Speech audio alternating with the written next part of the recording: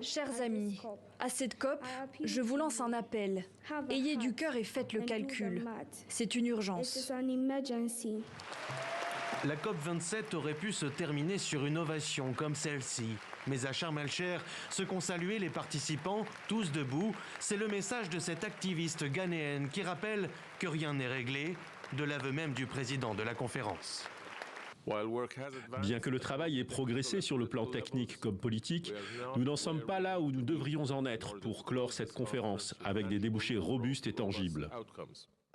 Les négociateurs se laissent donc 24 heures de plus pour tenter de dépasser leur division à propos du principal point d'achoppement, le financement par les pays riches des dégâts climatiques déjà subis par les pays pauvres. Réticents depuis des années, les pays riches ont pourtant ouvert la porte avec cette proposition de l'Union européenne. Ce que nous proposons, c'est d'établir un fonds de réponse aux pertes et dommages pour les pays les plus vulnérables.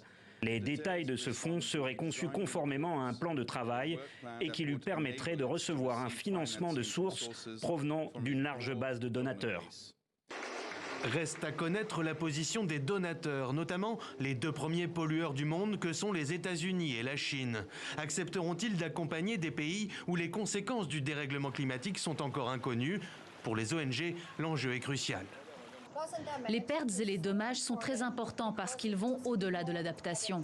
Dans un pays comme le Bangladesh, par exemple, la mesure d'adaptation consiste à construire un barrage qui les protège des inondations.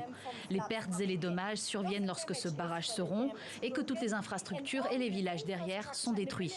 Dans ce sens, les pertes et les dommages sont 4 fois plus chers que l'adaptation.